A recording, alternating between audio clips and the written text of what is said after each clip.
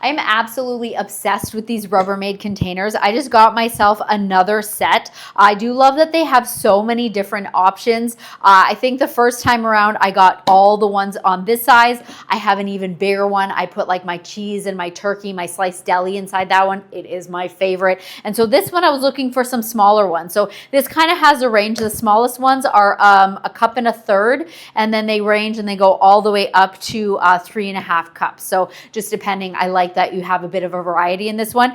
And if I'm being honest, I've never had the circular ones before. So one thing I do want to note, which I'm sure is totally normal for most people, but it didn't even occur to me, you just need to make sure you're putting it on the right side, because this, or the proper side, I should say. This is where these latch onto. Before I was pushing it down here and it wasn't latching, and I was like, hey, what is going on? Again, probably totally normal for someone, but I just wasn't paying attention.